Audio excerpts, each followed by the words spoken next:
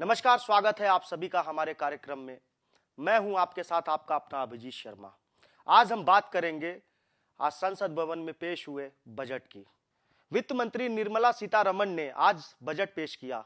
यह मोदी सरकार 2.0 का आखिरी पूर्ण बजट था। ऐसे में 2024 लोकसभा चुनाव को ध्यान में रखकर तमाम बड़े ऐलान किए गए। निर्मला सीतारमण ने कहा कि यह अमृतकाल का पहला बजट है। उन्होंने कहा कि भारत की अर्थव्यवस्था सही दिशा में चल रही है और सुनहरे भविष्य की ओर अग्रसर है।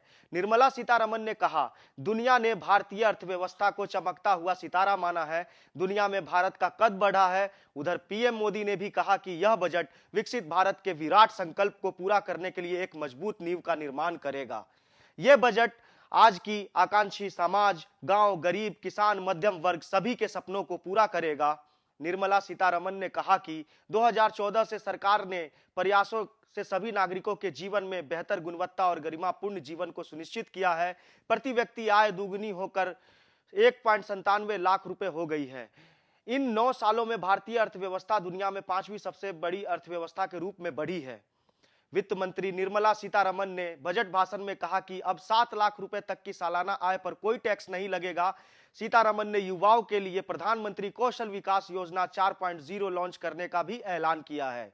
कृषि क्षेत्र के लिए तमाम बड़े ऐलान किए गए हैं। वित्त मंत्री निर्मला सीतारमण ने कहा कि कृषि से जुड़े स्टार्टअप्स को प्राथमिकता दी जाएगी।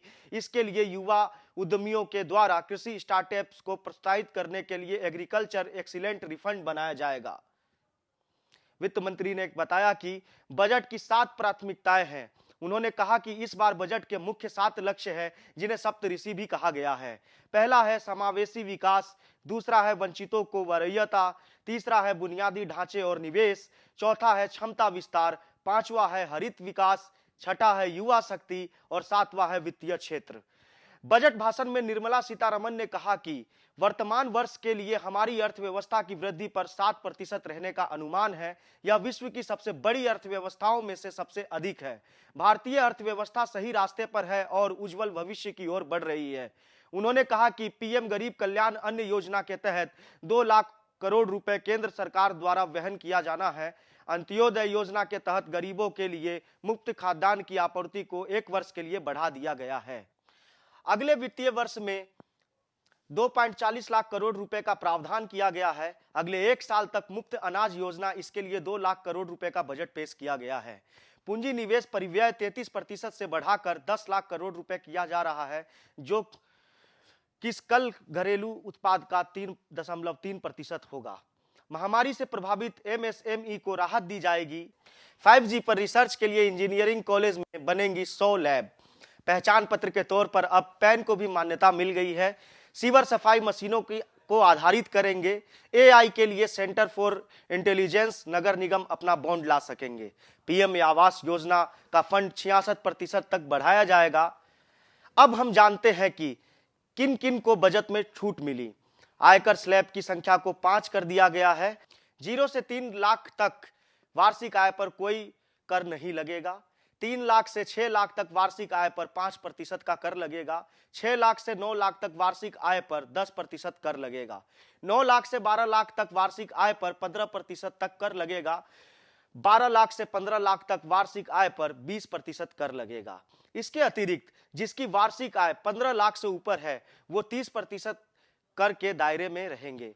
अभी तक मोटी रकम वाले करदाताओं पर 42.7% कर लगता था, परंतु उसको अब घटाकर 39% कर दिया गया है। कर स्लैब को करदाताओं के लिए काफी आकर्षित करने का प्रयास किया गया है, ताकि लोग नई व्यवस्था से प्रोत्साहित हो सके। खिलौना, साइकिल, ऑटोमोबाइल भी सस्ते होंगे। इलेक्ट्रॉनिक वाहन भी सस्ते होंगे। विदेश से आने वाली चांदी की चीजें भी महंगी होगी। देसी किचन चिमनी भी महंगी होंगी। कुछ मोबाइल फोन, कैमरे के लेंस सस्ते होंगे। सिगरेट बहुत महंगी होगी। महिला सम्मान बचत पत्र योजना शुरू होगी। इसमें महिलाओं को 2 लाख की बचत पर 7.5% का ब्याज मिलेगा। वरिष्ठ नागरिक खाता स्कीम की सीमा 4.5 लाख से 9 लाख तक की जाएगी। 50 पर्यटन स्थलों की पहचान की जाएगी। घरेलू और अंतर्राष्ट्रीय पर्यटन को संपूर्ण पैकेज के रूप में इन्हें विकसित किया जाएगा।